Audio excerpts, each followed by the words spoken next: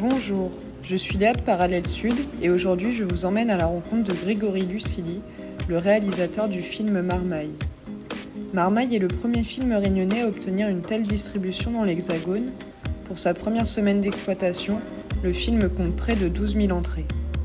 Tourné à La Réunion, en créole, le film suit le parcours de Thomas et Audrey, deux frères et sœurs mis à la porte par leur mère. Thomas est passionné de breakdance et rêve de remporter un concours qui lui permettra de partir en métropole. Voici un extrait du film. Prenez-moi pas une conne, on n'a rien à foutre de elle, parce macro. Mon pas la main, moi. Ah, tiens, ça tout de suite. Il retient pas rien. Je sais qu'il y a un bel macro, mais il fait pas rien pour sa famille. Bonjour Grégory Lucili. Bonjour. Donc vous êtes le réalisateur du film Marmaille, qui est le premier film réunionnais en créole à être distribué dans l'Hexagone. Il est sorti en avant-première à La Réunion où il a été très bien reçu.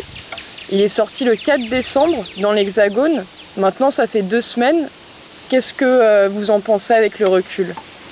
Moi, je suis toujours très ému et touché chaque fois que des gens sont dans la salle et en ressortent heureux, conquis. On reçoit plein de messages, que ce soit moi ou les comédiens. On reçoit beaucoup de messages de félicitations.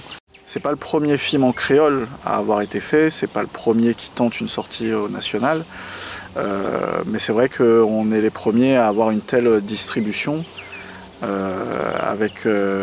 je dis distribution, c'est-à-dire autant de salles, d'avoir fait le 9h des Halles comme un film classique, on va dire. Hein. Et ça me fait beaucoup de bien, et donc on continue à se battre, à se mobiliser pour que les gens aillent voir le film en salle. Est-ce que des films comme Sac la mort ou Zamal Paradise, ça vous a inspiré ? Non, enfin, c'est-à-dire que pour ce film-là, j'ai pas puisé mon inspiration dans les films que vous citez. Ce sont des très bons films qui ont ouvert une porte. Et c'est vrai que Marmaille, derrière, est un film qui a tenté d'en ouvrir d'autres. Donc, mais après, on a chacun notre univers. Je ne suis pas du tout dans le même univers que fait Décapite ou avec Zamal Paradise ou Emmanuel Parot avec Sac la mort et Maudit. Je suis dans une thématique qui est différente, avec une envie de raconter en fait le destin de 2 jeunes ordinaires et de sublimer tout ça avec l'art de la danse urbaine. Voilà. Donc du coup ça appelait d'autres références qui ont été par exemple Billy Elliot, par exemple 8 Mile, on est plus dans cette mouvance-là en fait. L'histoire d'un jeune qui doit sublimer une blessure intime à travers un art de rue. Concernant votre parcours, vous avez voulu faire du cinéma très tôt, mais avant de vous lancer dans votre carrière de réalisateur, vous avez fait une école de commerce. C'est après un stage chez Pathé que vous décidez de vous lancer dans votre passion. Est-ce que vous pouvez nous en dire plus sur votre parcours ? Effectivement, moi j'avais toujours voulu faire du cinéma. Et c'était La Fontaine qui disait « on rencontre sa destinée par les chemins qu'on prenait pour l'éviter ». Et c'est un peu ce qui m'est arrivé. Moi, j'avais effectivement plutôt d'abord commencé par une école de commerce, mais qui a été très bénéfique, même si je ne l'ai pas terminée. Ce que j'ai pu y apprendre me sert énormément dans mon travail de réalisateur, dans la gestion d'équipe, dans la gestion de projet, ce genre de choses. Mais c'est vrai que l'une de mes rencontres clés, ça a été quand je travaillais, donc je suis rentré par la petite porte sur les plateaux de tournage. J'ai commencé en apportant le café aux producteurs sur le plateau, vous voyez. La régie, la prod, et puis après la mise en scène. Et je commençais comme ça, comme assistant réalisateur, et je rencontre un chef-op qui me dit « mais tu sais Grégory, si tu veux vraiment réaliser, il n'y a pas 36 solutions, il faut réaliser en fait ». Et effectivement, à partir de là, je plaque tout à Paris, où j'avais fait mon début de carrière, où je commençais à travailler sur des gros films avec des comédiens très connus, avec des tournages très intenses. Mais je rentre à La Réunion pour tourner mon premier cours ici. Je tiens vraiment à faire mon premier cours ici. Et je vais en faire au final 5, que je tourne entièrement ici. Et en parallèle, je continue ma carrière d'assistant réalisateur, donc ce qui continue à me former en fait. jusqu'au jour où je me sens prêt à tenir un long métrage, quoi. Et donc je lance ce projet qui à l'époque ne s'appelait pas encore Marmaille, mais voilà, je décide que je suis assez mûr là pour en faire un. Voilà. Et dans ces 5 courts-métrages que vous avez réalisés ici, vous explorez quel thème, quelle thématique? Moi je change de genre à chaque film, ça j'aime bien en fait, j'aime pas me laisser enfermer dans quelque chose. Donc je suis passé mon tout premier court-métrage, c'était une sorte de comédie musicale sur le vivre ensemble. Ça a continué avec un film de gangster qui n'avait rien à voir, où là on s'est juste fait plaisir. Ça a continué derrière avec une sorte de drame romantique, puis une comédie romantique, puis un polar carcéral. Donc moi j'aime bien avant tout explorer en fait des destins ordinaires qui sont placés dans une situation extraordinaire, c'est-à-dire le sens premier du terme, hors de l'ordinaire. Et ça c'est quelque chose qui me botte bien. Et j'explore aussi quand même pas mal, je trouve maintenant a posteriori que j'explore le thème de l'injustice qui peut frapper une vie comme ça et comment parfois un destin peut être gâché à cause d'une décision stupide qu'on se retrouve à subir. Donc Marmaille est très connu pour utiliser le créole, c'est tourné en créole. C'est pas le premier film en créole réunionnais, mais c'est le premier film en créole réunionnais qui a autant de distribution nationale. Quelle place il a eu dans la création du film, dans le scénario? Est-ce que c'est un film que vous auriez pu tourner en français? On me l'a proposé et j'ai à chaque fois refusé parce que moi je trouvais en fait un vrai parallèle entre le destin de mes personnages et le destin de ma Réunion. Parce que je continue à considérer que la Réunion, elle est encore à un âge adolescent en fait. C'est... On n'a même pas 400 ans d'histoire environ, un peu moins, 370 ou quelque chose comme ça.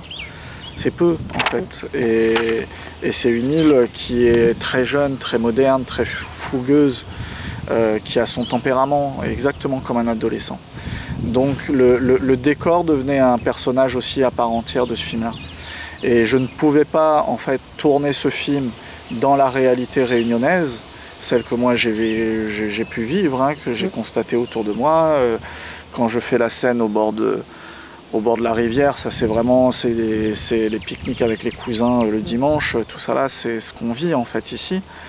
Et je ne pouvais pas imaginer de faire cette réalité-là, mais de faire parler mes personnages en français. Ça n'aurait pas eu de sens du tout. Il y aurait quelque chose dans l'authenticité qui aurait été cassé. Donc je me suis battu, effectivement, peut-être un peu plus que de raison, mais je me suis battu pour que ce film soit en créole et soit à La Réunion avec des jeunes Marmailles d'ici. Et ça a été très dur de trouver les bons producteurs qui acceptaient de faire ce pari fou avec moi, parce que pour le coup c'était vraiment un pari fou. Vous l'avez dit, il y a eu des films en créole, mais malheureusement ils ont eu une audience avant tout locale en fait. Et là voilà, on tente un petit coup l'export auprès du grand public, quoi. Qui a été plutôt bien reçu.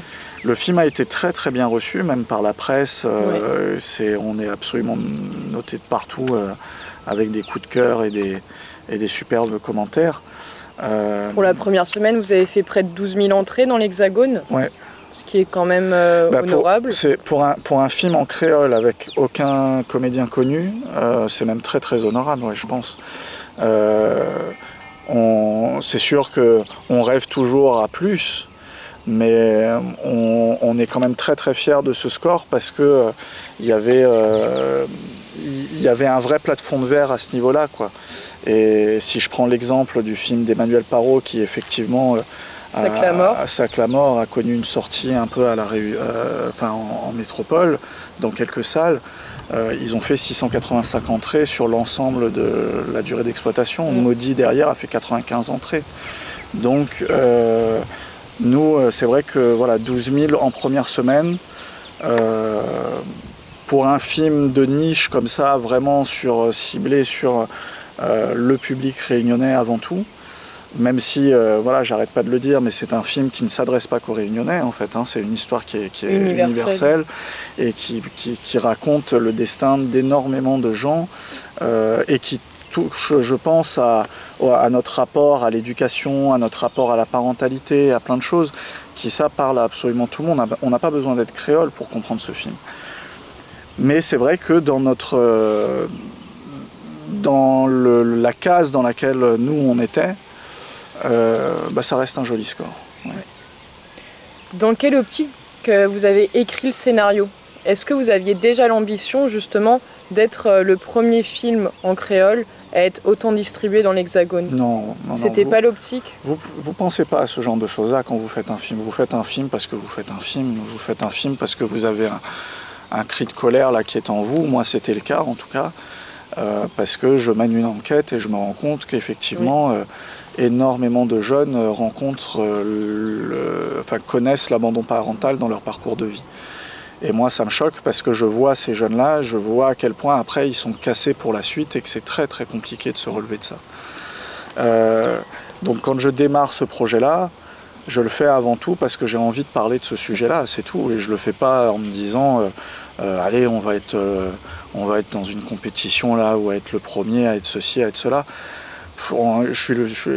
La presse le prend comme ça, comme quoi je suis le premier film réunionnais.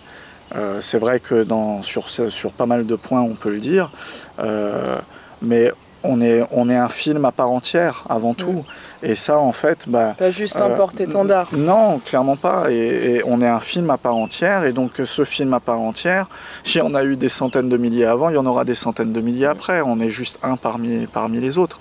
Donc c'est celle-là la vraie réalité. Et ce film-là, moi, je l'ai fait avec tout le cœur possible, la force possible. J'ai essayé de me préparer le plus possible en amont, justement, comme je vous disais, en faisant des courts-métrages avant pour me sentir prêt à tenir un projet comme celui-là. L'équipe qui était derrière a aussi énormément donné de leur cœur pour que ce film aboutisse, parce qu'on était avant tout porté par une histoire et non pas porté par un défi un défi économique quelconque en fait. Là, c'était pas le but. Donc le thème, c'est un des thèmes abordés qu'on voit dès la première scène, c'est l'abandon parental, dont l'abandon maternel. Et vous dites que vous avez réalisé une vraie enquête dessus. Finalement, vous avez rencontré des travailleurs sociaux, des magistrats, il me semble, des policiers, parce que c'était quelque chose qui vous avait beaucoup étonné. Cette enquête, c'est presque un travail journalistique que vous avez fait. C'était vraiment important. Vous êtes un peu perfectionniste dans votre travail. C'était important pour vous de connaître si bien la réalité pour réaliser votre film. Oui, il fallait rendre hommage à ce combat que vivent tous ces jeunes. Et donc, il fallait en parler correctement. Ça, c'était très important. Alors après, c'est sûr qu'un scénario de film, ça se romance, évidemment. Mais il fallait nourrir tout le propos à partir d'une base complètement authentique. Et je pense que justement, l'un des plus beaux compliments qu'on ait fait sur le film, de la part d'un spectateur que je ne connais pas du tout, qui a mis une vidéo là sur les réseaux en disant que le film est incroyable, à quel point en fait ça le ramène à une réalité qu'il connaît, qui résonne parce que c'est les jeunes qu'il a autour de lui, et personne n'en parle, c'est un vrai tabou. Et en fait, quand on affronte comme ça un tabou, il faut pouvoir quand même être exact dans ce qu'on va dire, je pense. Les jeunes le méritent. Donc, c'était pas une question de perfectionnisme, c'était une question d'honnêteté et de rigueur vis-à-vis de ces jeunes-là. Quel regard vous vouliez faire poser sur la société réunionnaise à travers votre film? Là, je pense surtout au public de l'Hexagone, qui sont souvent habitués, quand il y a des productions qui sont réalisées à La Réunion, à des paysages, à des cartes postales, en fait, à des scénarios qui sont peu imprégnés de la culture locale. Est-ce que vous avez réfléchi en fait à l'image que vous vouliez donner de La Réunion? Moi, j'avais envie de casser quelque chose concernant cette image-là, parce que c'est tous les clichés qu'on peut subir assez fortement. y a un truc qui me désole assez, c'est que chaque fois qu'il y a un article sur, pas seulement La Réunion, sur n'importe quel dom-tom, allez, ça y va sur la fachosphère, les commentaires racistes, on est des assistés, quand est-ce qu'on se débarrasse de ces îles? Quand on a présenté le film au Cinémed, il y a un spectateur qui a pris la parole en parlant de nous comme les confettis de l'Empire. Vous voyez cette expression qu'on se prend dans la figure. Nous en public surtout. En public, nous ne sommes que les confettis de l'Empire. Vous, de toute façon, on m'a sorti, vous, dans vos peuplades africaines, c'est tout à fait habituel d'abandonner ces gamins. On a sorti ça en séance publique. On s'est pris des commentaires racistes sur la bande-annonce, sur plein de choses. Et en fait, chaque fois que je recevais tous ces commentaires-là, je me disais que j'avais raison. Parce que j'ai essayé justement dans ce film-là de déconstruire absolument tout ça, de montrer non pas un peuple d'assistés, mais un peuple de gens ambitieux et combatifs, avec des vraies réussites. Montrer un peuple bienveillant. Montrer une île qui se construit, qui n'est absolument pas une île la misère. Alors, c'est vrai qu'elle existe encore, qu'elle est à éradiquer. Moi-même, je l'ai connue quand j'étais petit. Je me douchais avec le tuyau d'arrosage dans la cour de mes parents, enfin de mes grands-parents, pardon, qui habitaient mais donc la maison d'enfance de mes parents. Et mes grands-parents habitaient dans un bidonville à la source, enfin un bidonville. Excusez-moi de l'expression, un case en bois sous tôle, c'est plus poétique, mais la réalité des faits, quand vous êtes un jeune marmaille de 4-5 ans, c'est que ce que vous voyez, c'est une case vraiment la misère. Hein. Et ça, je l'ai connu, ça, mais ça c'était dans les années 80. La Réunion, elle a fait un bond économique fulgurant depuis. Et j'ose croire que les Réunionnais, en fait, ont l'ambition de vivre vraiment différemment. Et c'était ça que j'avais envie de montrer, que j'avais vraiment envie de déconstruire. Tous ces clichés misérabilistes qu'on se prend dans la gueule en permanence. Moi, il était de mon devoir, avec un film comme celui-là, de recentrer le débat sur quelle est véritablement notre culture et comment nous vivons, qui nous sommes, et donc emmener ma caméra à hauteur de destin. Et non pas juste dans ces décorums qu'on continue à nous rabâcher, à nous resservir, même quand des productions de métropole viennent tourner ici parfois. On s'en rend compte, hein, les films, malheureusement, ils sont assez, même certains, je ne vais pas les citer, mais moi que j'ai trouvé même limite insultants, en fait, dans la façon dont on est dépeint. Donc ça, il fallait faire bouger les lignes. Ouais. C'était une volonté de prendre des acteurs non professionnels pour les rôles principaux. Donc, je pense à Thomas et à Audrey. Ouais. Donc, Thomas qui est Maxime Kalicharan, voilà. Qui a été casté à la Battle of the Year justement, casté en sauvage, c'est ça? Ouais, pas à la Battle of the Year. Il a été casté effectivement dans un battle à Saint-André. D'accord. Qui était organisé par, pardon, je me souviendrai plus du nom de l'association. Et Brianna, c'est sa prof de français qui a réussi à la convaincre de venir passer le casting. Alors qu'on sillonnait déjà la Réunion depuis un mois et qu'on n'arrivait pas à trouver notre Audrey. Et c'est vrai que c'était une donnée du projet dès le départ, parce que bon, déjà des jeunes de 17-18 ans qui sont professionnels, vous n'en avez pas beaucoup. Mais qui ont pu déjà faire du théâtre, parce qu'il me semble qu'ils avaient. C'est vrai, mais là ils n'en avaient aucune, parce que j'avais vraiment envie d'aller chercher 2 petits diamants bruts, qu'on allait vraiment plonger dans cette histoire, et ce qui allait être un challenge supplémentaire. Il fallait qu'on découvre de nouveaux talents, tout simplement. Après, pour les adultes, j'ai pris des comédiens chevronnés de La Réunion ou des dom-toms, Yael Trulès, d'Elixia Perrine. On a le Martiniquais Vincent Vermignon qui a appris le créole réunionnais exprès pour le film. Parce que moi je le connais depuis très longtemps, je sais que c'est un excellent comédien. Et je me suis dit, tiens, Mel Gibson qui est australien, on ne l'a pas empêché de jouer un Écossais avec l'accent. Daniel Auteuil qui est parisien, on ne l'a pas empêché de jouer dans Manon des Sources avec l'accent. Oui. Ouais, vous voyez ce que je veux dire? Donc c'était pas grave ça en fait. Et l'important c'était ce qui dégageait. Donc pour les comédiens adultes, on est parti comme ça à chaque fois chercher des comédiens qui dégageaient des choses très intenses, et qu'on allait confronter à cette bande d'ados qu'on avait repérée, qui était capable de nous amener des choses très intenses aussi. Qui avait une palette de jeux. Oui, tout à fait, qu'on a ensuite travaillé, hein. On les a préparés avant le tournage, on les a sur le plateau aussi, on les mettait dans des bulles, on les guidait dans leurs émotions, pour qu'ils arrivent à nous livrer cette performance qui, pour le coup, a été saluée unanimement, même par toute la presse nationale, comme quoi les comédiens sont absolument époustouflants. Et je les rejoins là-dessus, ils ont vraiment réussi, alors qu'ils n'avaient jamais vu une caméra de leur vie, ils n'avaient jamais pris un cours de théâtre, ils ont réussi à aller chercher leur trip parce que, une fois encore, cette histoire leur parlait. Il n'y avait pas une histoire de combat, on s'en foutait sur le plateau, que c'était un film en créole, machin et tout. Bien sûr que ça facilitait les choses pour eux, de pouvoir parler dans leur langue, mais c'était pas ça qui leur tenait à cœur. Ce qui leur tenait à cœur, c'était de défendre ce que leur personnage avait à dire.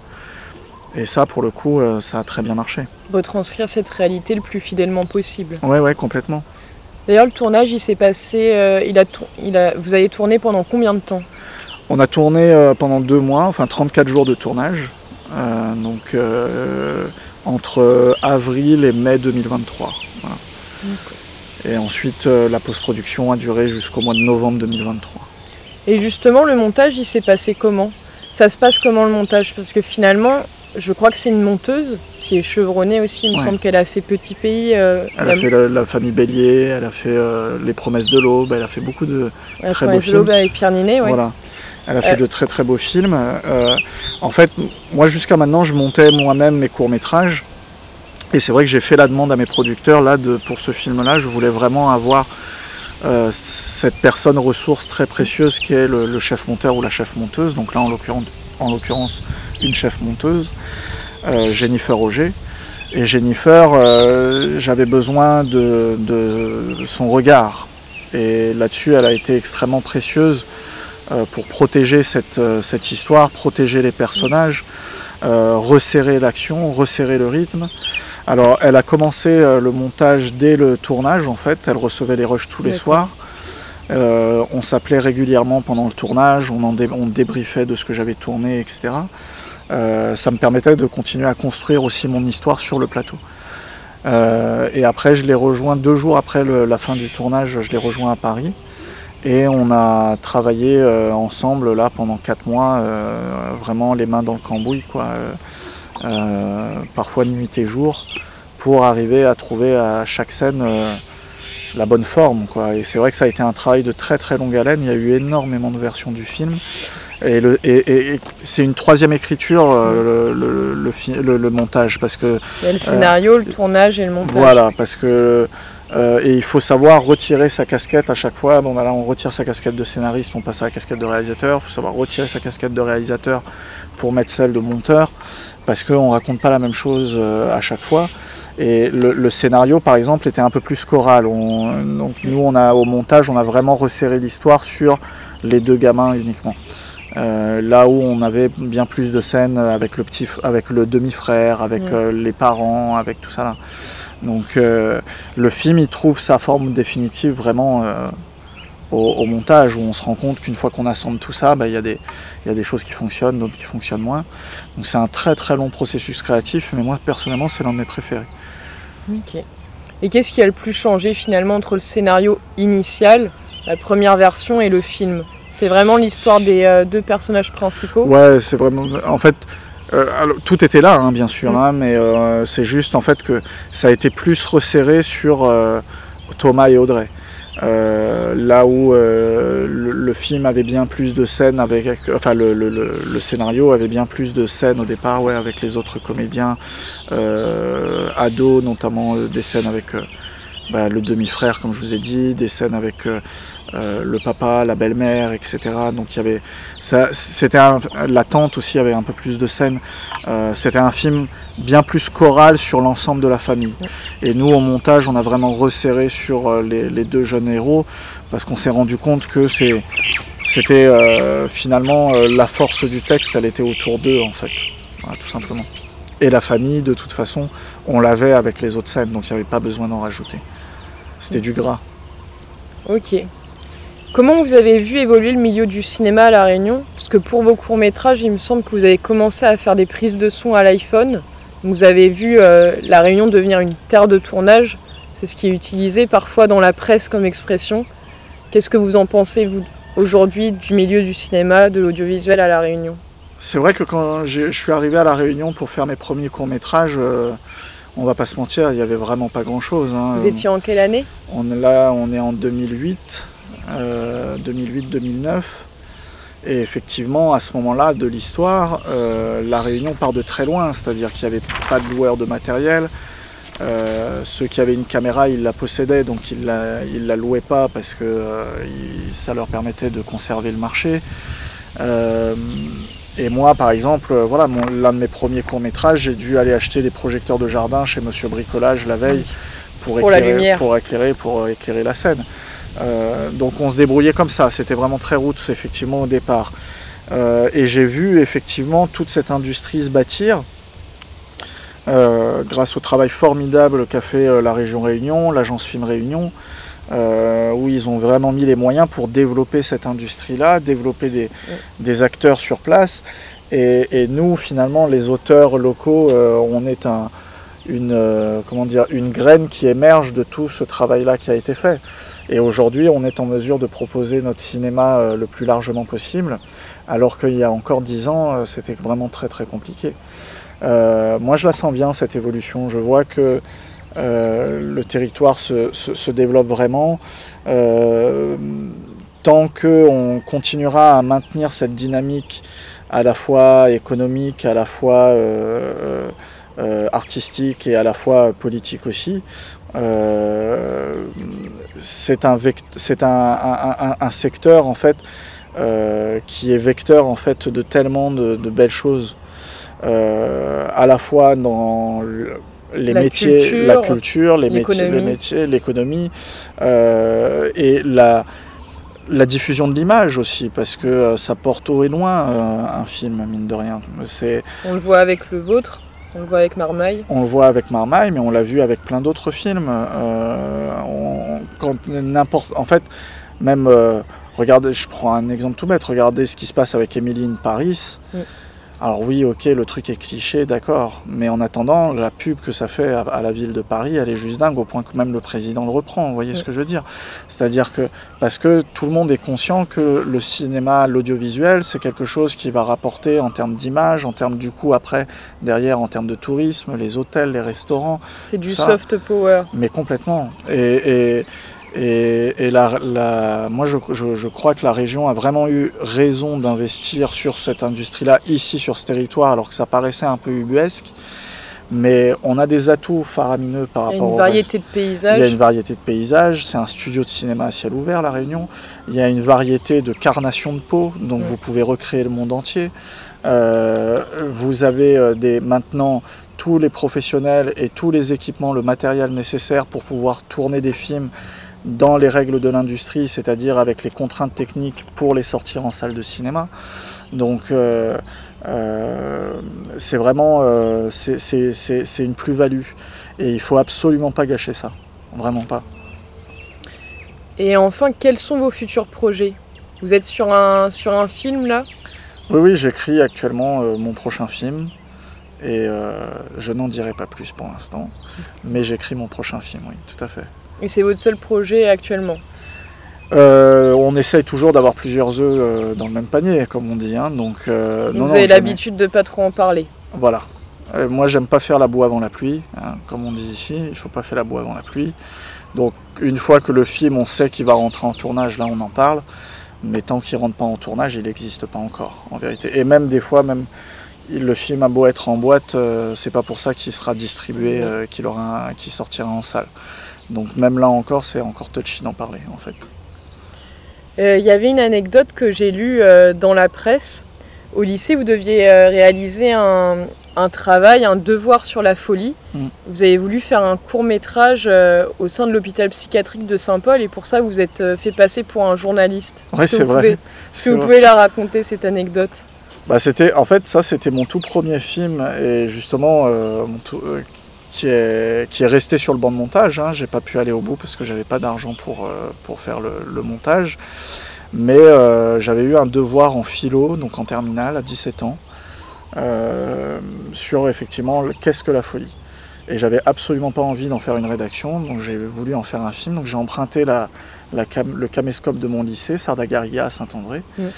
Et je suis parti à l'hôpital de Saint-Paul en me faisant passer pour un journaliste pour pouvoir filmer des malades. Bon, bien sûr, le chef de service, quand il m'a vu arriver, il a grillé tout de suite que j'étais absolument pas un journaliste. Mais il était impressionné par la démarche, donc il m'a permis de filmer 2 jours dans le bâtiment, de rencontrer des vrais malades, de les interviewer, de nourrir comme ça le film. Et je crois que peut-être ça participe à mon besoin d'enquêter maintenant. À chaque fois que je fais un film, j'ai besoin de rentrer dans le détail des choses avant, de rencontrer des personnes qui ont vraiment vécu ces choses-là pour nourrir l'histoire. Ça vient peut-être de là. Mais voilà, ça a été mon premier projet. J'en étais très fier et malheureusement, c'est un film qui n'existe pas. Mais qui existera peut-être un jour? Non, je pense que... Vous avez pu les rushs? Je crois pas. Si, peut-être. Il faudrait que je vérifie dans mes cartons. Peut-être qu'ils sont là. Mais non, surtout le regard entre-temps, il a évolué. Donc c'est une petite Madeleine de Proust pour moi, mais ça n'aurait pas de sens pour le public. Donc peut-être que j'explorerai le terme via peut-être que j'explorerai le thème via un autre film. Mais en tout cas, celui-là, non, je crois que son destin était de rester inachevé. Dans un carton. Ouais. Et je vous remercie. Je vous en prie. Merci d'avoir écouté ce podcast. Vous pouvez retrouver tous nos articles sur notre site internet parallelsud.com.